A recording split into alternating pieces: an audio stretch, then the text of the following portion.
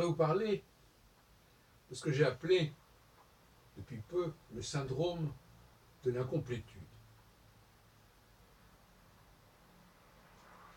C'est-à-dire que ça va être probablement le sous-titre de mon prochain livre. Le syndrome de l'incomplétude pose un certain nombre de problèmes qui sont justement liés à la question de tout ce qui vient nous compléter et ce qu'il faut aussi venir nous aliéner.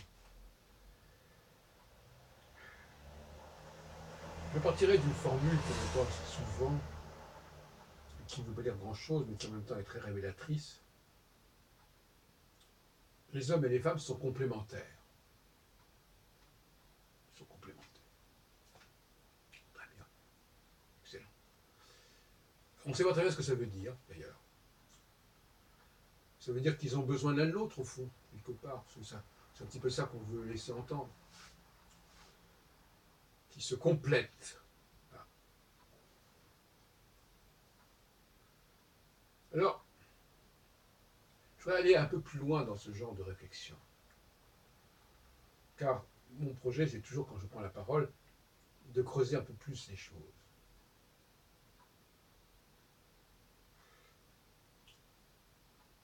Je distingue le centre et la périphérie. Le Seigneur et la maisonnée. Ce qui renvoie aux 10 commandements. Qui s'adressent au Seigneur et qui lui disent qu'il fasse attention notamment à sa propre maisonnée au cas du Shabbat et qu'il s'abstienne de convoiter la maisonnée d'autres hommes. Ce sont 2 commandements parmi les 10 commandements. De manière générale, les 10 commandements revendiquent, sont fondés sur l'idée de ne pas vouloir ce qu'a l'autre,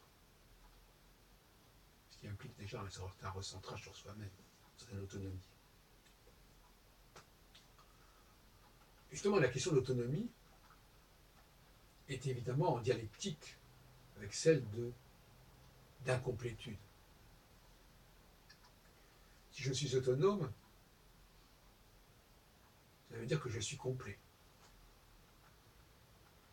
Quelque part. On dit un homme complet.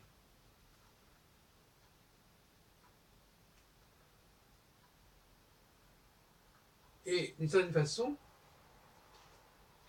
j'ai déjà dit que la problématique de l'emploi, l'employeur, l'employé, mettait en question cette autonomie. Si je prends un employé, je perds mon autonomie, c'est clair. Même si on dirait, oui, mais ça me permet d'acquérir une sorte d'ubiquité, de se multiplier, peut-être, oui. C'est toujours ça qui est intéressant, cette espèce de tentation en disant, regardez, si vous êtes entouré par des milliers de serviteurs, c'est quand même quelque chose d'extraordinaire.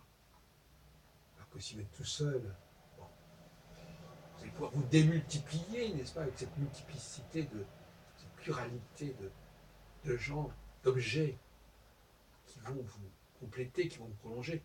C'était un petit peu le délire qu'avait Bergson, quelque part, par rapport à la technologie. Je n'ai pas obligé de suivre sur ce point. La tentation. J'imagine bien cette idée de tentation. Le tentateur qui dit à l'homme, mais regarde tout ce que tu pourrais obtenir si tu acceptais qu'on vienne t'aider, qu'on vienne faire alliance avec toi. Un pacte, le pacte faustien. L'alliance, c'est aussi l'aliénation, c'est le rapport à l'autre, à l'ailleurs. Et je pense, j'en ai parlé au propos du Shabbat, que le Shabbat, c'est le lieu justement où il faut refuser toute aide. Toute aide qui viendrait de la maisonnée, c'est-à-dire qui viendrait de ce monde qui gravite autour de l'homme. Les machines, les animaux, les esclaves, les serviteurs, etc. Car ces gens qui veulent vous aider, on sait très bien à quel point ils prennent le pouvoir sur vous. Le Shabbat, c'est le moment où l'on reprend les rênes du pouvoir. On remet en question les délégations. On ne s'en remet plus à des objets qui pourraient nous aider, qui pourraient nous compléter. Finalement, donc, la question qui se reste posée, c'est est-ce que réellement la maisonnée et les femmes dans la maisonnée, puisqu'on est parti de cette idée que les femmes et les hommes étaient complémentaires, soi-disant, est-ce que la maisonnée est complémentaire du Seigneur?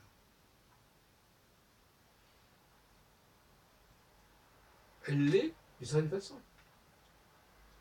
Si effectivement le Seigneur renonce à son autonomie, il n'y a pas de complémentarité s'il n'y a pas perte d'autonomie.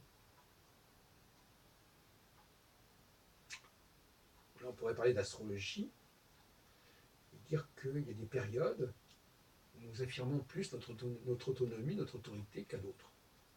Donc c'est variable, c'est cyclique. C'est ce qui rend les choses à la fois intéressantes et inquiétantes parce qu'on peut toujours s'arrêter à un moment d'une phase en croyant que c'est comme ça que les choses seront une fois pour toutes, alors qu'en réalité, toute la roue tourne. Toujours. Mais rien de nouveau sous le soleil, ça veut dire que même ce qui change ne change pas. Parce qu'il y a aussi l'expression dans l'Ecclésiaste, il y a un temps pour chaque chose,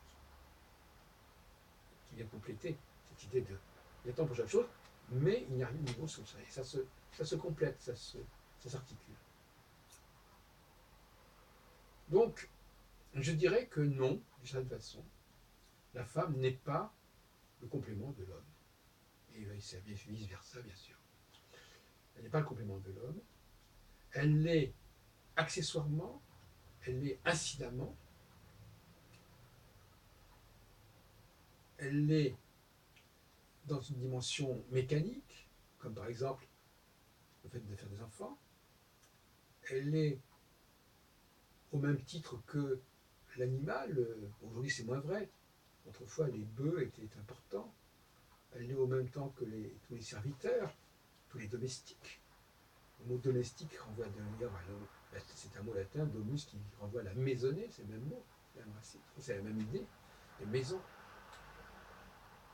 qu'on en retrouve d'ailleurs en anglais, domestique. Et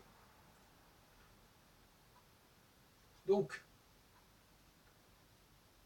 fondamentalement et ontologiquement, l'homme n'a pas besoin d'être aidé par qui que ce soit, d'être ajouté ou prolongé ou complété par qui que ce soit. Voilà quelle est ontologiquement la chose. Maintenant qu'existentiellement, il n'en soit pas ainsi, qu'existentiellement, il y ait des aménagements, qu'il y ait d'autres solutions qui viennent se mettre en place, qui viennent créer une alternative à cette autonomie, ce temps d'autonomie, alternative, autonomie, altérité, l'autre. Je crois fondamentalement à la nécessité de communautés autonomes et homogènes, et qui vivent de leurs propres ressources, et qui respectent leurs propres valeurs. Et en ce sens-là, je ne suis pas favorable au mélange, tout ce qui est bâtard, tout ce qui est hybride. C'est pas par hasard à dire que le bâtard a été souvent mal traité et mal perçu. Parce que quelque part, la bâtardise, c'est le mélange, c'est la confusion des choses, la confusion des genres, c'est la confusion des communautés, la confusion des statuts.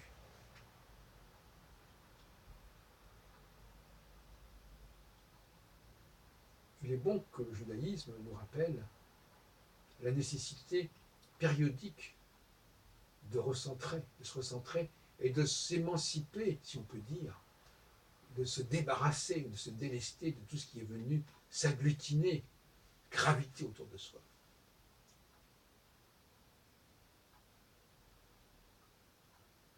Le problème ne se pose plus aujourd'hui en termes de l'homme et de la femme. Il se pose en termes du Seigneur et de sa maisonnée. La femme faisant partie de la maisonnée, ayant sa place dans la maisonnée, à côté d'autres formes. Et d'ailleurs, je constate j'ai eu aujourd'hui 2 articles